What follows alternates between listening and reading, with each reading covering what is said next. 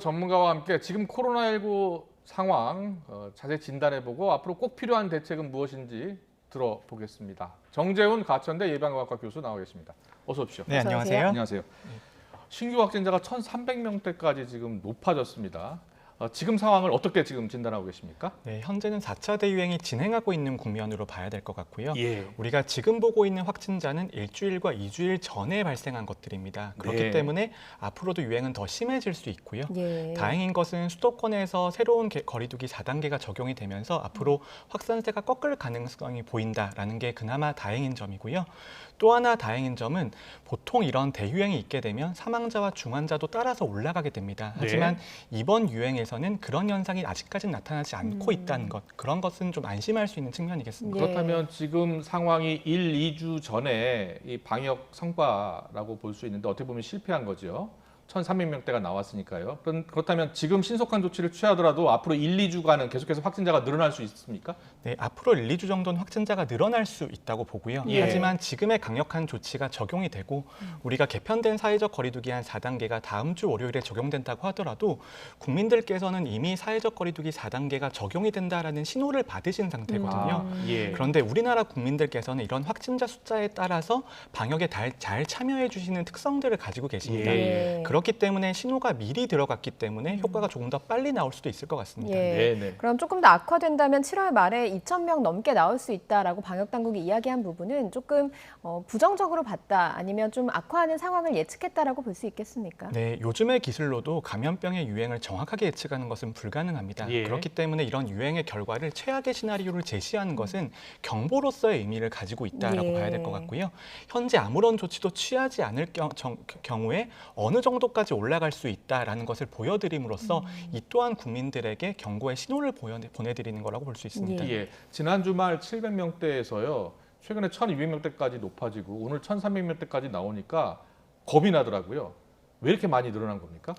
네, 확산세를 볼 때에는 늘리려는 힘과 감소시키려는 힘을 보셔야 되는데요. 예. 확산세가 늘리려는 힘 같은 경우에는 변이 바이러스가 유입되어서 확산이 되거나 사회적 거리두기에 대한 피로감 또는 사회적 거리두기 완화가 있을 경우에는 확진자가 늘어나게 되고요. 예. 확진자를 감소시키려는 힘은 백신 접종률이 증가하는 것입니다.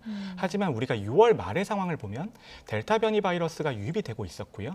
하지만 정부는 지속적으로 7월 초에 사회적 거리두기 완화에 대한 신호를 보내왔습니다. 예. 거기다가 6월 말부터는 백신 접종이 정체 상태였거든요. 그런 상태가 균형이 깨어졌다라고 봐야 될 것 같고요. 예. 그 균형이 깨어진 정도가 심각하기 때문에 이런 대유행으로 나오게 된 것입니다. 예. 경각심이 좀 느슨해졌다라는 말씀 해주셨는데 바이러스 자체가 전파력이 강한 것은 아닙니까?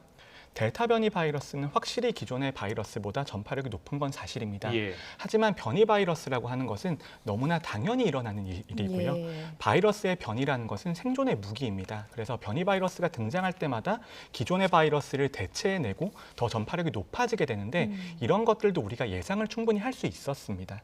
예.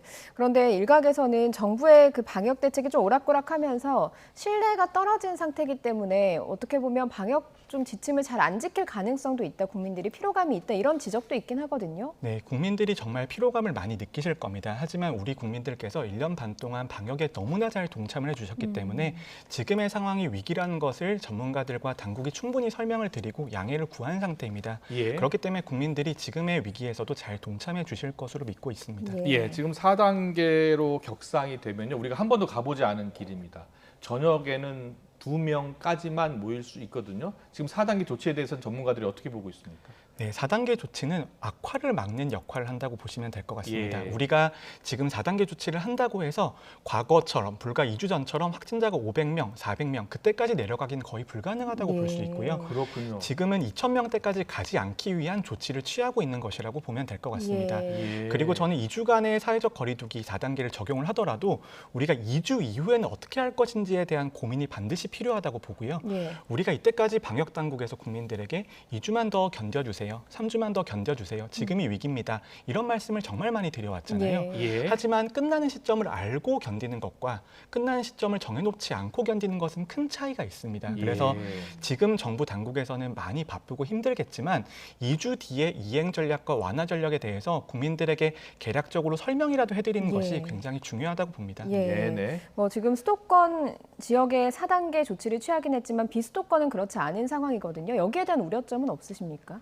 네, 수도권에서 유행이 확산되면서 풍선 효과가 나타날 가능성이 있습니다. 하지만 우리가 사회적 거리두기를 강도 높게 하기에는 사회 경제적 피해가 너무 크기 때문에 우리가 너무 빠르게 조치를 해서도 안 되고 너무 느리게 조치를 해서도 안 됩니다.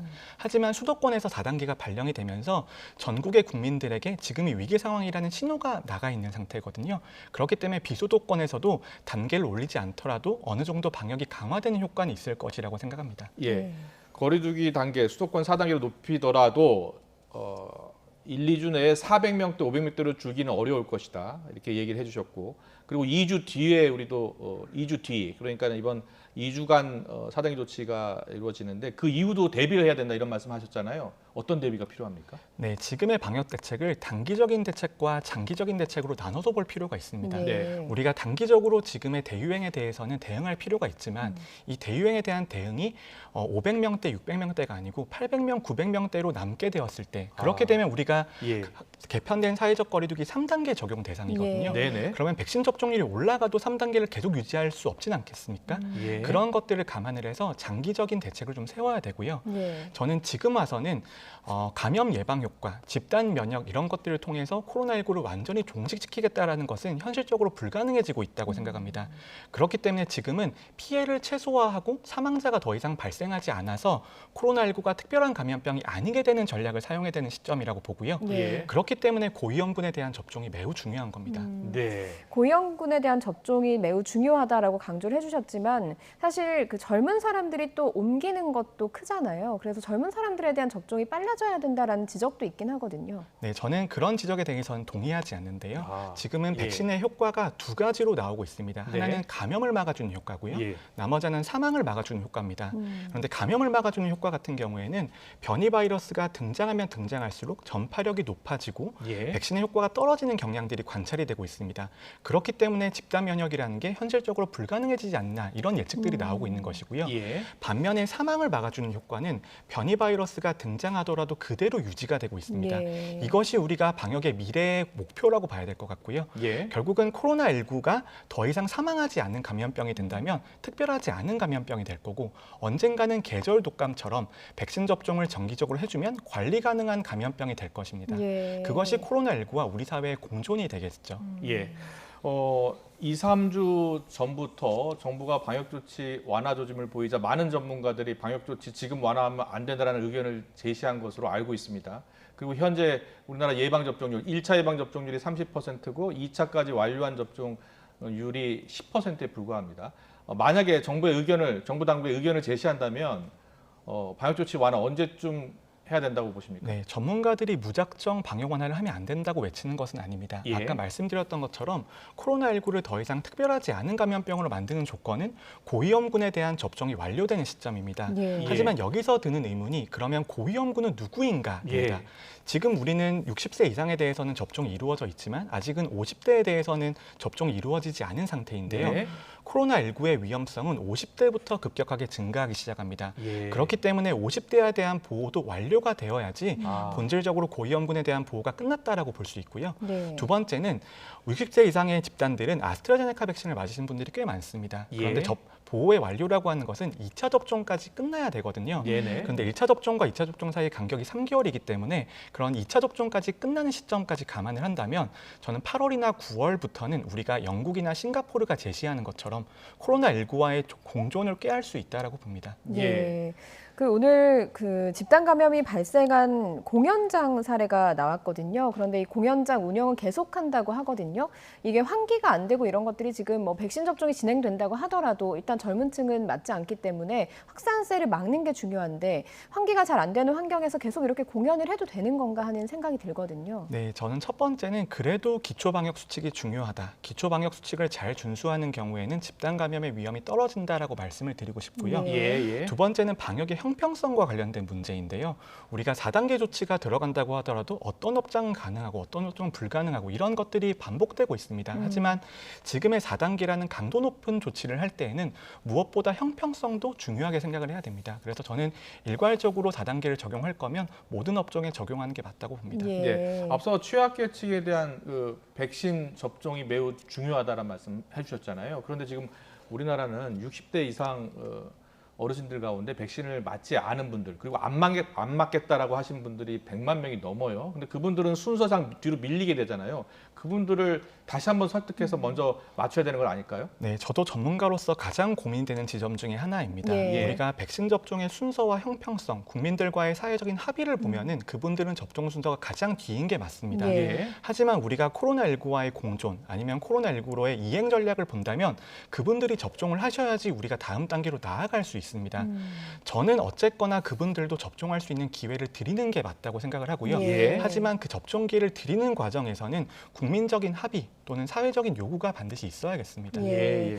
지금 계속해서 종식보다는 코로나19와의 공존 이걸 강조해서 이야기를 해주셨는데 이 백신 접종을 한 다음에 부스터샷을 맞는 부분에 대해서도 여러 지금 논의가 진행이 되고 있잖아요. 이 부분에 대해서는 전문가들 의견은 어떻습니까? 네, 저는 부스터샷은 반드시 필요할 것으로 보입니다. 예. 우리가 백신의 효과와 지속 기간을 봐야 되는데요. 네네. 변이 바이러스가 지속될수록 감염 예방 효과는 떨어지고 그리고 백신의 지속 효과는 무한정 지속되진 않습니다.